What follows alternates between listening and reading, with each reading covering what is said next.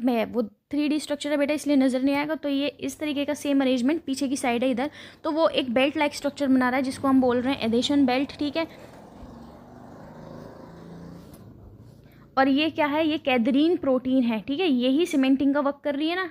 और एक कहाँ पे जाके मिल रही है, साइटोप्लाज्म में।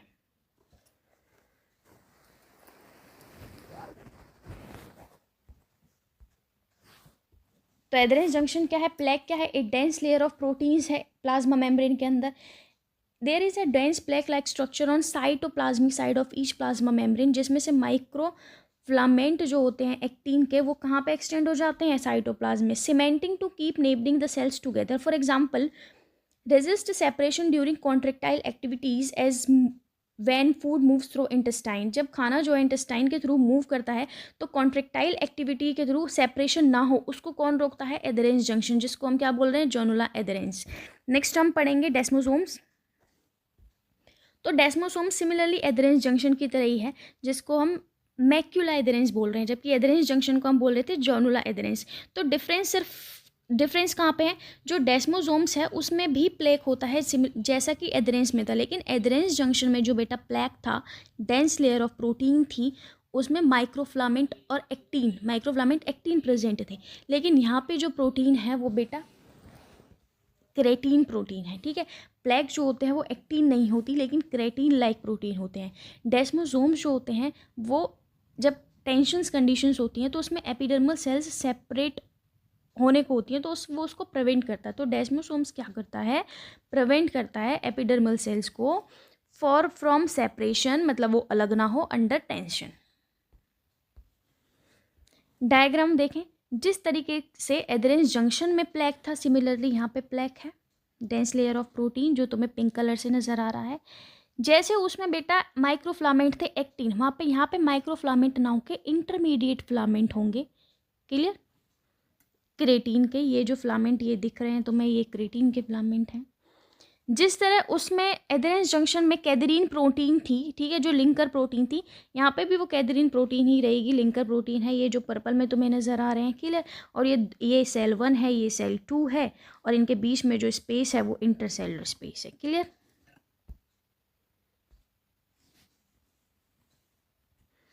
फिर उसके बाद हेमीडेस्मोसोम्स की बात करूँ तो हेमीडेस्मोसोम्स क्या करते हैं, वो डेस्मोसोम्स ही होते हैं, लेकिन हेमी मतलब आधा, हेमी मतलब हाफ। तो हाफ डेस्मोसोम्स जो स्ट्रक्चर होगा वो हेमीडेस्मोसोम्स होगा। तो look like half of desmosomes, they do not link of to adjacent sales. जैसे कि हमने डेस्मोसोम्स में पढ़ा था, ये एक सेल्स है, ठीक है, और ये दूसरी सेल है, ठीक है, इसको हमने सेल 1 माना, इसको हमने सेल 2 माना, फिर हमने बोल दिया भाई एडजेसेंट सेल है और ये इनकी एडजेसेंट प्लाज्मा मेम्ब्रेन है। तो अभी ये तो डेस्मोसोम्स हो गया, लेकिन हेमी मतलब मुझे आधा लेना है डेस्मोसोम्स का, तो मैं केवल ये वाला स्ट्रक्चर ले लूँ तो ये वाला तो गायब हो जाएगा, ये अब नहीं है, तो इसमें एडजेसेंट सेल्स तो कहीं है ही नहीं ना बेटा, इसलिए लिखा हुआ है they do not link to adjacent cell, they do not link to adjacent cells. Integrins protein at the place of cadherins, हमने डेस्मोसोम्स में क्या पढ़ा है, कैदरीन्स, हमने एडहेरेंस जंक्शन में भी क्या पढ़ा था, कैदरीन्स, लेकिन इसमें क्या है, कैदरीन्स के प्लेस में इंटीग्रीन्स प्रोटीन है। ये इंटीग्रिटी अटैच करती हैं proteins laminin present at the basement membrane. देखो ये हाफ पोर्शन है डेस्मोसोम्स का, ठीक है, ऐसा ही था ना कुछ डेस्मोसोम्स, सिमिलरली ये प्लेक था, वहाँ पे भी प्लेक था, पिंक में मैंने दिखाया था। तो यहाँ पे ये क्या है, ये इंटरमीडिएट फिलामेंट्स निकल रहे थे डेस्मोसोम्स में। तो ये इसमें जो प्रोटीन्स होता है वो कैदरीन्स के प्लेस पे बेटा इंटीग्रीन्स होता है, जो किससे अटैच है, बेसमेंट मेम्ब्रेन, और बेसमेंट मेम्ब्रेन में एक और प्रोटीन है लेमिनिन, तो वो इंटीग्रीन्स प्रोटीन्स जो है वो लेमिनिन से अटैच है। तो this is the diagram of hemidesmosomes. Next पढ़ेंगे हम गैप जंक्शंस के बारे में। तो गैप जंक्शन को हम क्या बोलते हैं, कम्युनिकेटिंग जंक्शंस। कम्युनिकेटिंग क्योंकि वो कम्युनिकेशन करेगा एक सेल से दूसरे सेल में, आयंस को, मॉलिक्यूल्स को, स्मॉल मॉलिक्यूल्स को, समटाइम बिग मॉलिक्यूल्स ट्रांसफर होते हैं, ठीक है। तो ऑल्सो कॉल्ड कम्युनिकेटिंग जंक्शंस, और मैक्यूला जंक्शन और नेक्सस भी बोलते हैं इसको। Rapid transfer of ions, small molecules और sometime big molecules. Example cardiac myocyte, जो हार्ट की मसल्स होती हैं वो गैप जंक्शंस के थ्रू इन्फेक्ट होती हैं, ठीक है। तो इसमें जो प्रोटीन्स होती है ना वो बेटा कनेक्सिन्स प्रोटीन होती है, और जो कनेक्सिन प्रोटीन का नेटवर्क होता है, हेमी चैनल होता है, उसको हम बोलते हैं कनेक्सोन, ठीक है। सिमिलरली जैसे हमने एडेरेंस जंक्शन में पढ़ा था ना कैदरीन प्रोटीन, फिर हमने डेस्मोसोम्स में भी कैदरीन प्रोटीन पढ़ा, लेकिन हमने हेमी डेस्मोसोम्स में इंटीग्रीन्स प्रोटीन पढ़ा। गैप जंक्शंस में वो कनेक्सिन प्रोटीन होगा, ठीक है। तो यहाँ पे ये क्या है, ये टनल शेप्ड स्ट्रक्चर बना लेता है, मतलब इस तरीके से।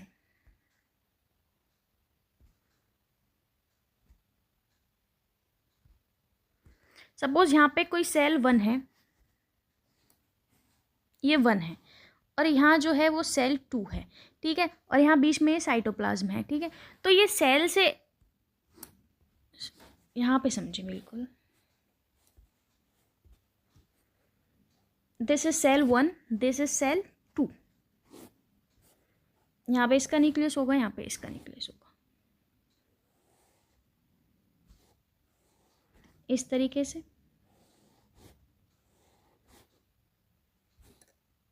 ठीक है। तो एक टनल शेप्ड स्ट्रक्चर बना लेता है जिसमें क्या, ये फ्लूइड फिल्ड होता है, ठीक है। ये जो होती है वो कनेक्सिन प्रोटीन होती हैं। तो यहाँ पे क्या होता है, जैसे एक सेल में आयंस, बिग मॉलिक्यूल्स और स्मॉल मॉलिक्यूल्स हैं, तो ये सेल्स में इस टनल के थ्रू होते हुए वो दूसरे सेल्स में चले जाएंगे, ठीक है। तो ये क्या होता है, गैप जंक्शंस, क्लियर। तो ऐसे में क्या है, इसी सिमिलरली यहाँ पे दिखा हुआ है, ये एक सेल है, this is cell 1, this is cell 2, और ये सेल 2 की प्लाज्मा मेम्ब्रेन और सेल 1 की प्लाज्मा मेम्ब्रेन है। तो बेटा यहाँ पे भी साइटोप्लाज्म होगा, सेल 1 में, सेल 2 में भी साइटोप्लाज्म होगा, और सेल के बाहर जो स्पेस होगा उसको हम एक्स्ट्रा सेलुलर स्पेस बोलेंगे। तो ये साइटोप्लाज्म सेल 1 और ये साइटोप्लाज्म सेल 2, जैसा कि मैंने अभी समझाया। तो ये क्या होती है, कनेक्सिन प्रोटीन होती है, जो मोनोमर है कनेक्सोन्स का, ठीक है। तो इसमें से क्या होती है, पास होती है एक सेल से दूसरे सेल्स में, मॉलिक्यूल्स का ट्रांसफ़र होता है, ठीक है। अब इस टनल को, इस पूरे स्ट्रक्चर को हम बोलेंगे कनेक्सोन, जिसको हम हेमी चैनल बोल सकते हैं, ठीक है। और ये क्या है, गैप जंक्शन चैनल्स हैं, ठीक है। अभी मैंने डिटेल में पढ़ा चुकी हूँ adherens junctions, tight junctions, desmosomes, hemi desmosomes और गैप जंक्शंस। अभी हम सिर्फ एक स्ट्रक्चर के अंदर पढ़ेंगे। तो एक सेल 1 है, ठीक है, मान लिया ये सेल 1 है और ये सेल 2 है। तो अगर मुझे टाइट जंक्शन देखना है, तो टाइट जंक्शन जो लीकेज को प्रिवेंट करता है, जिसमें प्रोटीन्स कौन सी होती है, क्लाउडिन्स, ऑक्लूडिन्स, इसलिए हम उसको क्या बोल रहे थे, जोना ऑक्लूडेंस भी बोल रहे थे ना, और जैम प्रोटीन, ठीक है, क्लियर। एडेरेंस जंक्शन जो सीमेंटिंग का वर्क कर रही थी, एक सेल को दूसरे सेल से जोड़ने में हेल्प कर रही थी, ठीक है, उसमें कौन सी प्रोटीन्स होती है, कैदरीन्स और कैटेनिन्स भी होती हैं। गैप जंक्शंस अभी समझाया था मैंने, टनल शेप्ड स्ट्रक्चर होता है जिसमें से स्मॉल मॉलिक्यूल्स, लार्ज मॉलिक्यूल्स, ठीक है, ये क्या होते हैं, आयंस पास आउट हो सकते हैं एक सेल के साइटोप्लाज्म में से दूसरे सेल के साइटोप्लाज्म में, ठीक है, इसलिए यहाँ पे दिखा रखा है गैप जंक्शंस, क्लियर। तो ये सेल सेल जंक्शनल कॉम्प्लेक्स है। Next difference between simple epithelial और कंपाउंड एपिथेलियल।